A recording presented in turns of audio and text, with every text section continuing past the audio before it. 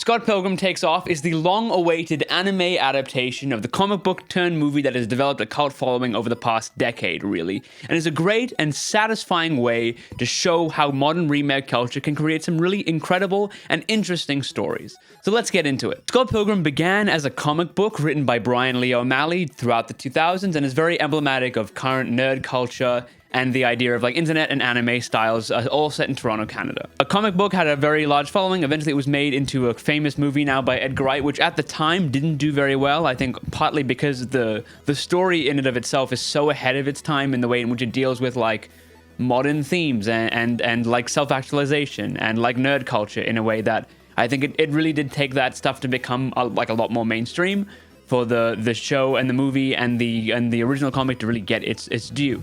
So Edgar Wright makes this movie. It flops at the box office, but has developed a cult following over the years since. And everyone really likes this movie. It's got an incredible cast, absolutely phenomenal cast. If you were to look at like a lot of the key players in like today, and also some of the people who are at the height of their powers in 2010, they have collected that many people to be in this movie, and they all do an incredible job. So, because of the cult following of this movie during the pandemic, there was a live script reading of the movie again, where they brought back all the old cast. Great way to remind everyone, hey, look, people still care about this movie. It was a fun little a treat for all of us during the pandemic. And now, after the pandemic, there was an announcement that the entire cast were going to be returning for a Netflix anime adaptation of Scott Pilgrim vs. the World. Now, this makes a lot of sense. The original comic is obviously very inspired by manga and anime, and so creating a story of this of the same story that it has been adapted to anime was a very clever idea, and Netflix now being the kind of leader of this Western anime style was a perfect people to pick it up. So where does that bring us now? Scott Pilgrim Takes Off, as it was called, a different title, of course, from the original Scott Pilgrim the comic and also Scott Pilgrim vs. the World. It showed us some trailers and some footage of all of the people returning to voice their original characters. A lot of hype was built up into the show to remind us all why we kind of love Scott Pilgrim in the first place. And so a lot of people, myself included, were really excited to see this Netflix adaptation eventually come onto the screen. And boy, oh boy, were my expectations blown away. This show is really, really great, and I think primarily because of how much it decides to not necessarily follow the source material. Now, spoilers for the show, obviously this is going to be a review of the entire season, so that's just my warning for you now. I will be spoiling it. And speaking of taking off, I've heard if you hit the subscribe button, it actually takes off on the YouTube homepage. So you should maybe do that as well. The show puts itself in a very interesting point where it does a lot to kind of reinvent itself and reinvent the story of Scott Pilgrim in a way that I really responded to. So we'll get into that episode by episode, because I think it's the best way to talk about the viewing experience is to kind of talk about how I watched it. So let's go kind of directly into episode 1. Episode 1 begins the same way that all of the Scott Pilgrim stories begin. Scott Pilgrim sees this girl in his dreams, who he eventually sees at a party and kind of becomes infatuated with. At the time, he is dating a high schooler. Don't do that. Don't do that, Scott Pilgrim. Bad thing to do. But eventually the hijinks happen. This girl, Ramona Flowers, becomes this girl of his dreams. And as it turns out, she has 7 evil exes that he has to battle now throughout the rest of the story, and to fight them all to get to her. So this first episode follows pretty much beat for beat the original story. And I was sitting there watching it going, this is great. Obviously, it's a different medium. The animation style is really great. It looks a lot like the original comic book, which after watching Edgar Wright's movie, I went back and read and really loved as well, and was different in the same way. And so watching this, I was like, oh, this is the same but different. It's the same story, a lot of the same beats. I like how they change little things, even some inflection from the actor. It's very clear that like they didn't just do the exact same performance that like they did in the original movie. Michael Cera does have some new kind of inflections to different lines, and all the people have different lines or different ways in which they speak it. They didn't just kind of like rip the lines from the movie and put it in. And I was thinking, okay, great. This is, at the time I thought, a 7-episode show, 7 episodes, 7 evil exes. It makes sense. First episode is going to be Matthew Patel. So the story follows the exact same trajectory up until it gets to the Matthew Patel fight, where just as they are about to fight, Matthew Patel punches Scott, and Scott Pilgrim dies. Scott Pilgrim turns into coins. And immediately I was like, what? Probably much like everyone else watching the show, because that's not the way in which this story goes. Scott Pilgrim is meant to win this fight and continue on to the next one.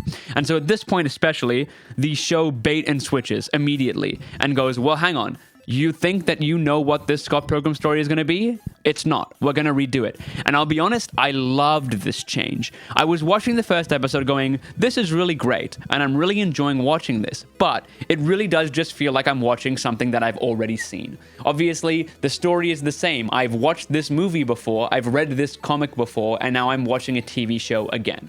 And while, yeah, the promise of this show was a straight adaptation, I'm actually really glad that they made a change like this, especially at the end of the first episode. And it works as well because the entire season had been released, and it wasn't like a weekly release where if this had ended and been released weekly and this first episode ended, I think I probably would have gone, oh, what? I'm gonna have to wait till next week to find out what happens. And I'm really glad that I was just able to go straight into episode 2 and go, okay, well, hang on, if Scott's dead, what happens now? So great timing of these episodes as well. They're short 20-something minute episodes, really quickly paced. That first episode really didn't overstay his welcome, which is really great because of how much of it was really rehashing a lot of the same story beats, that I went, okay, cool. Actually, you know what? Episode 1 is going to reignite this story. It's going to refresh it in a way that I'm very, very excited to see what they do next. So what do they do next? On to episode 2. Scott's funeral is in episodes 2. So as much as I was like, oh, maybe this is going to be like a bait and switch, oh, just kidding, it's going to be a Scott Pilgrim. No, they fully, in episode 2, go, this isn't the Scott Pilgrim that you're expecting. This isn't a Scott Pilgrim that you know. And by doing this so quickly and so brazenly from the writers, I think is a very clever way to tell the audience to strap in, because this is going to be a completely different story than what you're expecting.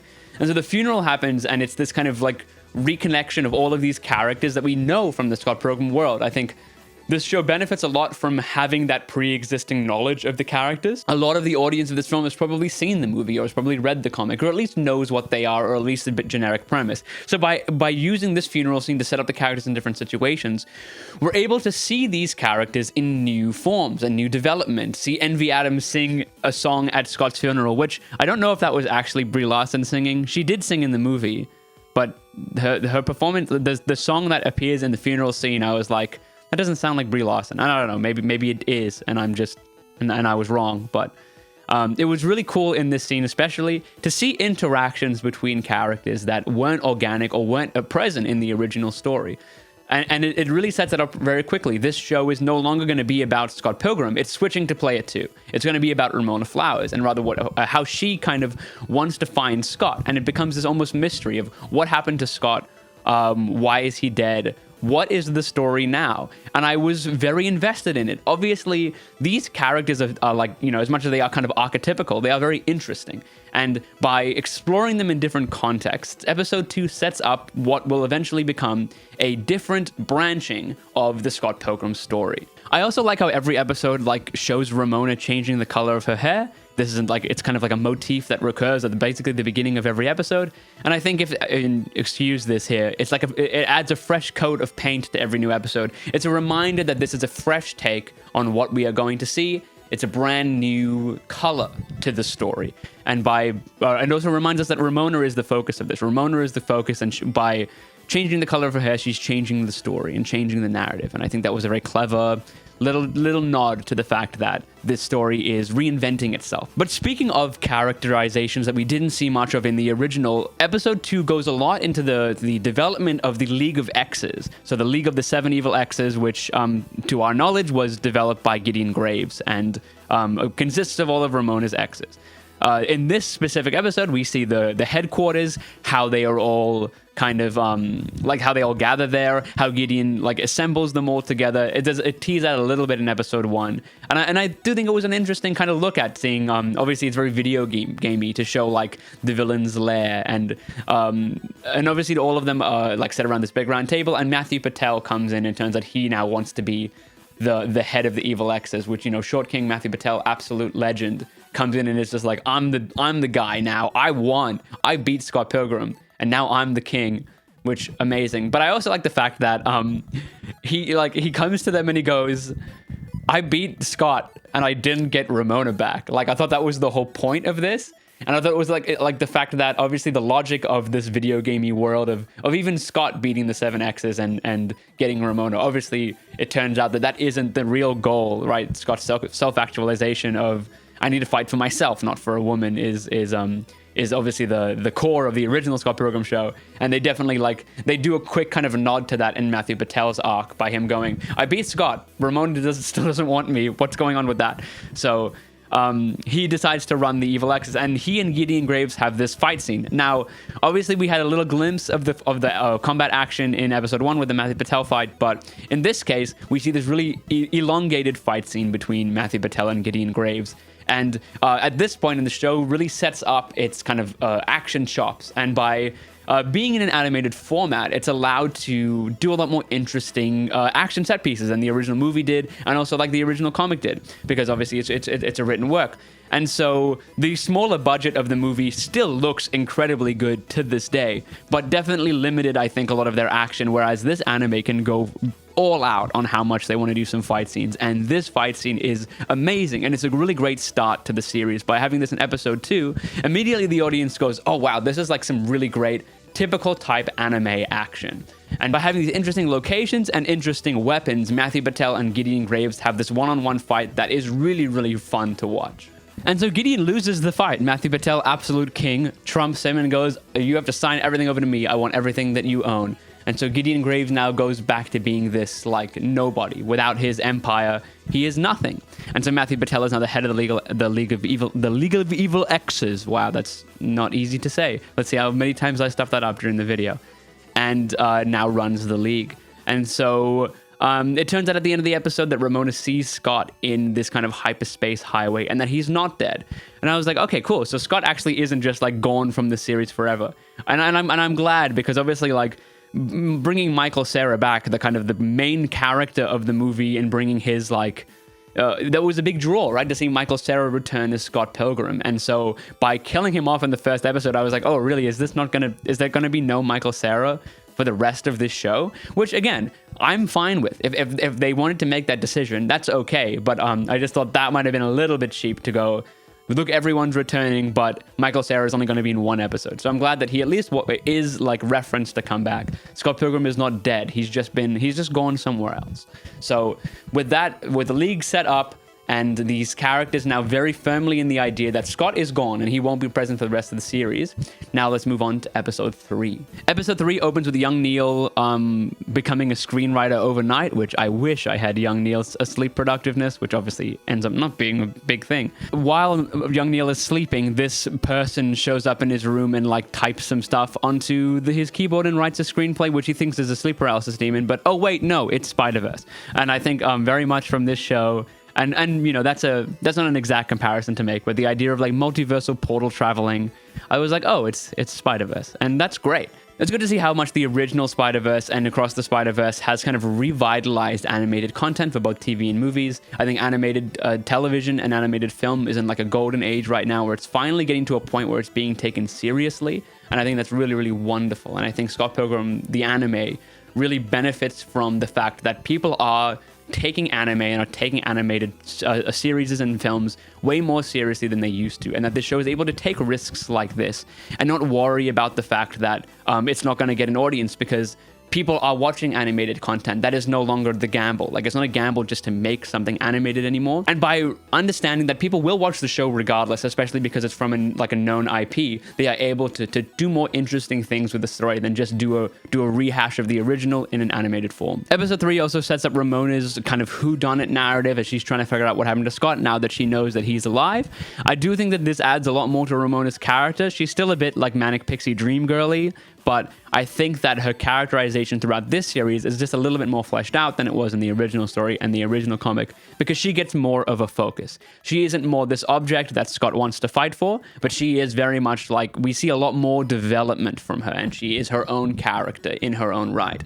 And I really enjoyed that from this show. I really liked seeing, and not just for Ramona, but everyone else, seeing all of these other people being more fleshed out than in their original, where the kind of conventional storytelling methods present in the original Scott Pilgrim story are able to be discarded, and they're able to do a lot more interesting things with these other characters, which includes Gideon Graves. Gideon Graves now no longer is the head of the Evil X's and goes back to Toronto to discover that it turns out he was this guy who used to date Julie Powers, called Goose or something.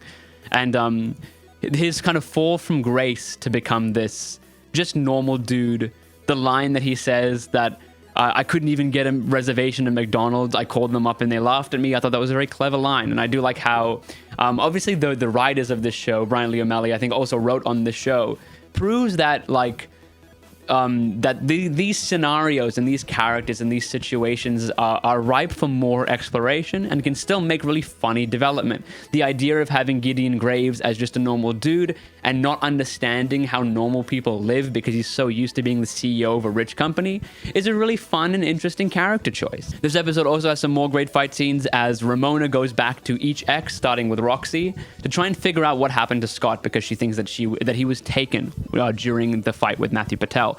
Now, obviously, this plays on the whole idea of Ramona is now the one to fight the evil exes, but it isn't a literal I will fight and beat you, but more I want to try and figure out what happened here, and you're my only leads basically, and I have to go up to you one by one and say, hey, do you know what happened to Scott? Because you were part of the League. And I think that that's a really great way to do it. It kind of stops it from being this very conventional video gamey narrative and instead becomes more of a fun murder mystery type thing. Who killed Scott Pilgrim is a really like fun tagline for the show, which if they weren't trying to hide the fact that this was not just a direct remake, I think could have been a really fun way to kind of market it. But the fight scene between Ramona and Roxy is super interesting. It's very fun. Again, we get to see more of these action set pieces that aren't present in the original. And also see some more fighting from Ramona. Obviously, the only time we ever see Ramona fight in the original story is against Roxy. And in this case, we see kind of a one-on-one between them and shows kind of more of their powers and what they can do as they fight together. And I think that the fact that each episode now, probably going forward, is going to have this fight against the exes keeps the structure of the show similar to the way it was in the original story. So obviously, after the first episode, everyone's kind of expecting it to be one evil ex fight per episode. But in this case now, it's actually very similar, except the order's a bit jumbled around. And instead of Scott fighting the exes, it's Ramona. So by keeping that same structural through line, the audience isn't too thrown by everything else that is going on with this show, which is a really clever thing to do, because at the end of the day, by completely disregarding the original narrative, suddenly an audience that might not be ready to follow along with a brand new story can get a bit lost and going, okay, well, where are we? What's happening now? Whereas by keeping this structure, it really does help ground the show in a way that's familiar to the viewer, which, considering how much of the show is unfamiliar, having these little pockets of elements of things that we do know and we do like and we do remember help remind us what we're watching and understand the conventions of the Scott Pilgrim story. So with episode 3 out of the way, we move then on to episode 4. This episode is incredibly meta. It's a really interesting look at fan service and the way in which the screenplay that young Neil thinks he writes overnight is actually a screenplay for the film Scott Pilgrim versus the World. And they use this to play on the original movie that came out in 2010. The director, Edgar Wrong, obviously a play on Edgar Wright.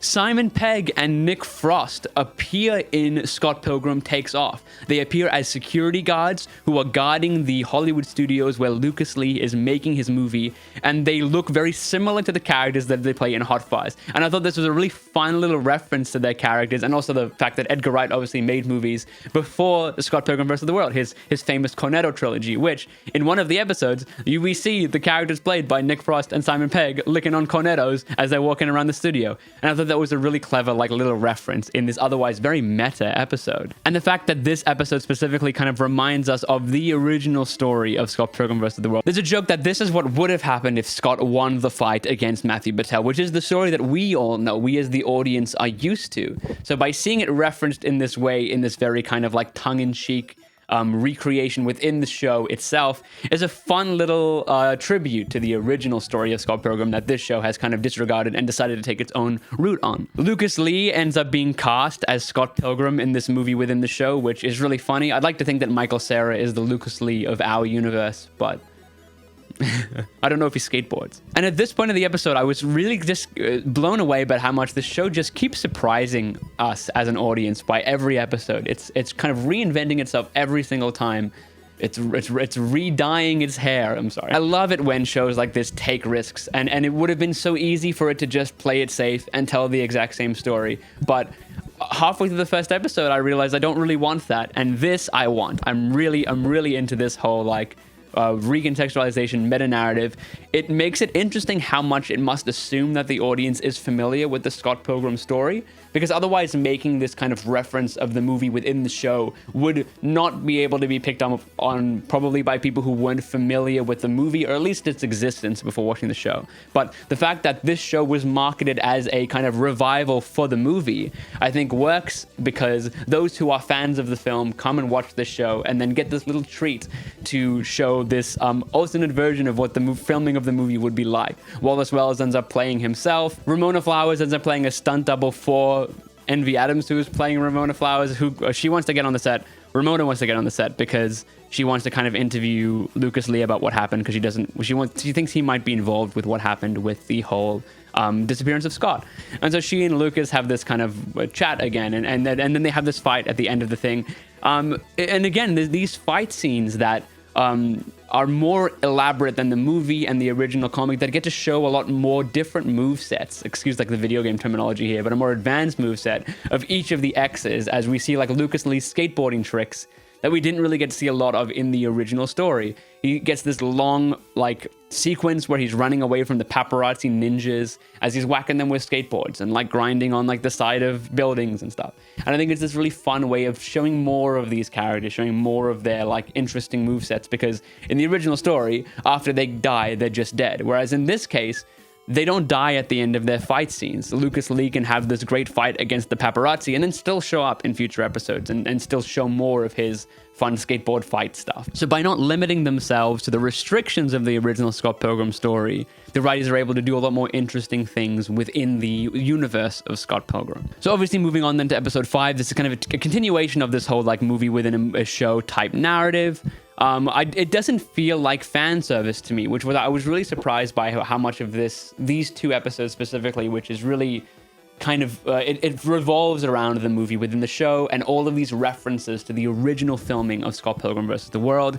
But it didn't feel like any of that was detracting from the actual story, and I thought that was a very good thing to do. Obviously, nowadays, in this golden age of fan service, so much of things are trying to remind you of things that already happened at the detriment of actually telling an interesting story. Whereas in this case, I think they use the reference and the nostalgia of the original Scott Pilgrim movie to enhance the story and to create more scenarios and more of as almost a plot device to force all of the X's into one area. And specifically, the X for this episode is Todd Ingram, Vegan Powers Todd, who has this like showmance with Wallace Wells, which is a really fun little play on these characters. Again, I like the way in which they're not restricted to keeping these characters consistent to the way that they were portrayed or shown in the original Scott Pilgrim story. And I like how they were able to, this whole kind of series almost acts as like fan fiction, where it's like a what if story. What if Scott lost to Matthew Patel in the first fight? And this is what happened since then. And so by making a lot of interesting choices with interesting characters, it doesn't feel fan servicey, but it definitely feels fan fiction-y in a way that I think is really good. I'm not saying that as a detriment. By creating fun and engaging narratives with all of these characters that we know and love provides a very satisfying and still familial journey through the Scott Pilgrim world. Obviously, stretching a 2-hour movie and 6-issue volume into 8 episodes of a Netflix show could have been much of a problem, right? That could have been an issue of pacing, but the fact that this show has very quickly now disregarded the original story means that each episode doesn't feel like it's rushing to a point, nor does it feel like an audience is understanding what is coming next. Obviously, there is some reference to the fact that we know that Scott is alive, we know that there is going to be some X in each episode, but the structure of the show is expanded upon the original story. I don't think it suffers from this quick pace, and I think by having a full 8 episodes, I still feel like the show is really moving along well. It isn't overstaying its welcome in each episode, and it doesn't feel like it's trying to bloat out a story that definitely doesn't fit an 8-episode structure. I think to have a show like this that is quite constantly like defying expectations is a really interesting look at how modern day remake culture is kind of just churning out the same stuff we've already seen, and just tweaking little things here and there. This is a complete reboot of the Scott Pilgrim storyline, with completely different storylines and completely different characterizations, and I think it benefits from that so much. And I really hope that this show is well received. just in terms of like, I wish that like people watch the show. Whether or not you like it is a different thing, but I hope that this show gets the reception it deserves, because I do think I would much prefer to see this type of a story than just a retelling of the same thing that we've seen over and over and over again. If I wanted to watch the movie story again, I'd just rewatch the movie. And so as it turns out, neither Lucas Lee nor Vegan Todd are the people who are the ones who took Scott. Obviously, there's this idea of vegan portals existing, which looks a lot like the portal that Scott got taken through, but it's not Vegan Todd. So with that lead gone, it then moves kind of onto episode 6. Episode 6 has a anime opening. And immediately I was like, yes, we're getting this is the fan service that I was here for. And it's this like really fun, like shoujo anime that is just playing on a TV within the show that Goose is watching in Julie Powers' house.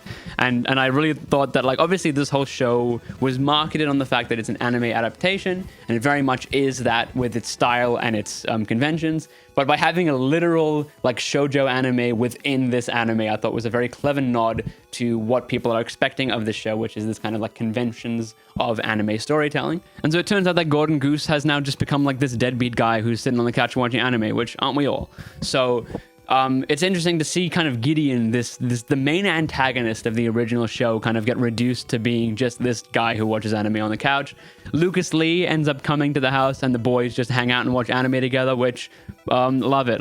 Such a big fan of them just chilling out watching the shoujo of anime as the boys are hanging. Julie and Ramona go and try and figure out what happened to Scott, because she thinks that Julie and Gordon Goose might have had something to do with the disappearance of Scott, considering that both of them don't like him at all. Julie Powers explains this whole Gordon Goose backstory, which is interesting because obviously we're used to seeing these backstories of these exes from the show and from the original movie, and we've seen that happen with some of the other exes throughout the show.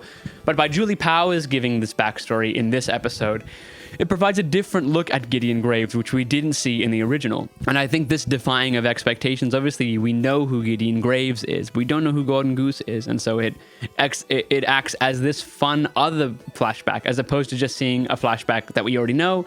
This provides this new glimpse at what Gideon Graves was before we, as an audience, knew him in the original movie. There's also this reference to the fact that Steven Stills and Knives Chow are like writing a musical, which musicals are now showing up in this show. And it was at this point that I realized that this show was made for me and me alone. This show was made directly for me. And I wanted to say thank you to the writers of this for taking all of my wants and needs and considerations into the creation of this show. Thank you very much. Musicals, anime, robot, fight scenes, Scott Pilgrim. Of course, I'm in meta filmmaking. Yes, everything about this show is right up my alley. So of course I'm going to like this show. Please keep that in mind then. This is biased. I'm very fond of everything that this show does, so obviously I'm going to enjoy it. However, this episode, there's this reveal that the person who has been taking Scott through this vegan portal is actually the most vegan thing of all, is a vegan robot who has never been tempted by the humane desire for meat. And I'll be honest, this lost me. This is where I draw the line, which it's a weird place where people draw lines, but this is where I'm drawing mine. It's right before vegan robot teleport time travel powers, because it just felt kind of, it just didn't feel very earned, to be honest. And I did like the fact that this robot was showing up in all of these other episodes as this kind of little glimpse at, oh, hang on, what's that thing? What's that thing doing there? Obviously, it's introduced with the twins in the League of Evil Exes, but ever since then, he's just kind of shown up in these other areas. But the fact that obviously he's not this big bad. They go, the big bad is the vegan robot dude who has vegan powers. And you're like, no, it's not. It's something else. But obviously, this is the big deal for now. But I didn't really love this reveal. I didn't think it was super well earned. Nor did I find it super interesting, especially considering how all of these other characters are so interesting, that to suddenly make the problem just a vegan robot, I thought was a little bit cheap, but that's okay. Because it doesn't stick around for very long. Because at the end of the episode, we found out that Scott is alive and he has come back to see them all. And he's like, hey, it's me. I'm here. I'm not dead. I was in the subspace highway. So episode 7, it turns out that Scott Pilgrim was taken by a future version of himself. Now, this is a much better payoff than vegan robot with vegan powers. Because having this kind of self-actualization be manifested in the idea of a future Scott going back in time and trying to change his own history is very, very interesting, obviously. It's been done before in a film that came out this year, which we're not going to talk about because it's bad.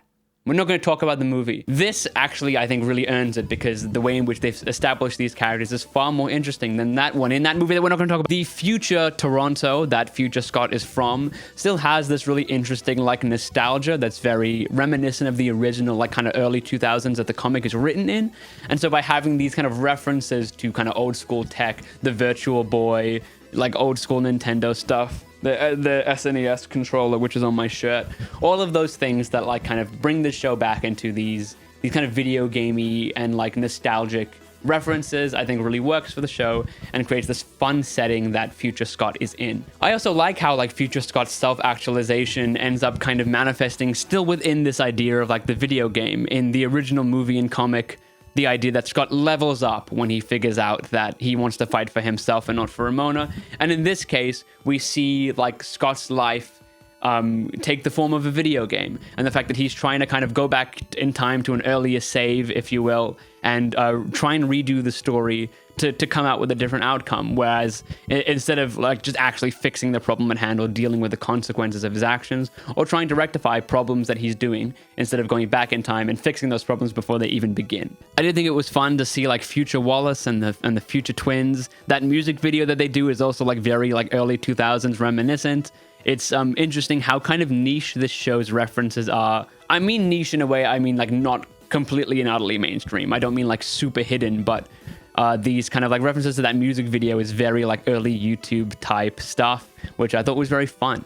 Again, the show is constantly defying expectations and shifting styles and shifting forms in a way that keeps it really fresh and really benefits like the very fast-paced nature of the show. It really doesn't spend a lot of time like moseying about with the stories instead of going, here's a new thing, here's a new thing, here's a new thing, here's a new thing, which for my dumb Gen Z brain, I really enjoyed as like a fun 25-minute story within 8 episodes. It's like about maybe 4 hours total of content, just really tightly paced and really tightly packed and really well structured. So while in the future, Scott goes and visits future Ramona, who turns out is like super cool, and she kind of works to try and bring him back to the past. And when he does, they find out that Scott and Ramona of the past still have this like AT field between them that they can't like kiss, and it's like, oh, this is still a problem. And so they go to the premiere of the Scott Pilgrim musical to kind of confront the evil exes because they think that they might be the ones who have created this AT field. And so they all rock up at the kind of premiere, and that becomes the end of episode 7. So episode 8, this is the finale of the show. It's this big reveal of the Scott Pilgrim musical, which as everyone's going in, I went, oh, I really want to see a Scott Pilgrim the musical. I think that's going to be so much fun. It's going to be a really fun time. And then during the episode, we do get kind of glimpses of the musical itself. And after that point, I was like, actually, you know what? That's fine. I don't need that. That's okay. I got enough of that in this episode, and I think it's fun. The bread makes you fat joke, which we've heard in an earlier episode, is a great little payoff, again, to a reference to the original story. But I was like, actually, I don't need a full 90-minute to 2-hour musical with a 15-minute intermission about Scott Pilgrim. That's okay. Thank you very much. But at the start of this episode, Scott kind of goes up to each ex and goes, "You're the one who, you put this force field between me and Ramona," which I as an audience member went, obviously it's not one of the exes, it's probably future Scott, which I wish the show didn't really waste time going from X to X being like, why did you do this? Why did you do this? Why did you do this? And instead just went, I think this is probably connected to older Scott. And so they eventually go in and watch the musical, and they all get transported to the moon. And older Scott is there, who's older than the old Scott that trapped Scott in the first place. And he's like this big buff monk dude who was like, after I failed, I had to train forever to become. And it's like, obviously this whole moon section buff Scott is like a reference to classic like shonen anime. The AT field, or the AK field as they call it, and this is a big Evangelion reference. I like the way in which this show very, very tongue-in-cheek references a lot of those original like anime tropes, which was the promise of the show to begin with. And so eventually we get this massive fight scene now between even older Scott and all of the exes who come together to combine their powers. By our powers combined, we will defeat the evil older Scott. And I really like seeing this again because obviously we never saw the exes fight together in the original movie. They were like just one after another. And so seeing the combination of their powers, and because none of them have died in the show, we're seeing all of them come together in this really fun, action set piece that happens between all of the exes and older Scott. And so what happens is then older Ramona comes back. She and Scott have a thing. She fuses with young Ramona to become like an angel. It's very Evangelion. And like self-actualization again becomes the point of this show. I do like how the crux of this of the conflict is like, Scott, really, we had one rough patch and you go back in time and stop us from ever meeting? Like, seriously, that was your solution to the problem rather than just like talking to me about it? And again, it goes again into this idea that Scott Pilgrim, not a great guy, this kind of flawed character, this guy that is trying to do his best and is kind of has this warped perception of himself as this hero. And so by shifting the focus onto both of them and the relationship between Scott and Ramona, I think the show really earns this moment to show that self-actualization manifesting in a very similar video gamey way, that despite Scott's want to go back in time and create this overly intricate plot to fix his relationship with Ramona or to stop himself from ever feeling sad. Instead, what happens is he realizes that some things are worth fighting for in the moment rather than going back and stopping the fight from even happening. And so everyone goes back to Toronto and they have an epilogue, and it's this wonderful little taste to the end of the show. And we get little hints at what happens to all of the characters. Everything kind of returns to normal. Matthew Patel gives the entirety of G Corporation back to Gideon Graves. The musical does whatever, and everyone goes and lives on their happy lives. I like that there was this little tagged on epilogue at the end.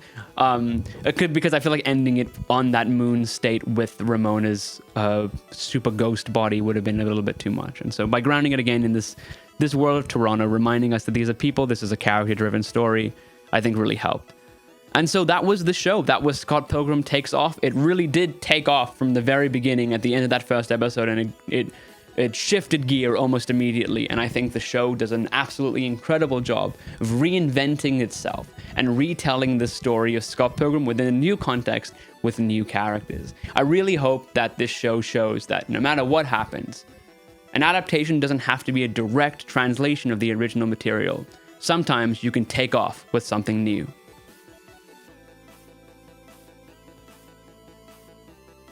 Thank you for watching. What did you think of Scott Pilgrim Takes Off? Let me know in the comments. Did you like it? Did you not like it? Did you like that it was different? Did you want to watch a recreation? I'd be interested to hear what people think. And yeah, if you liked this, please subscribe and like, and stay tuned for more fun series reviews. If there's a show you want me to tackle, let me know in the comments. I'll check it out. I might have already seen it, and I'd like to give my thoughts on it. So if you want to hear my thoughts on something else, let me know. Thank you so much. Goodbye.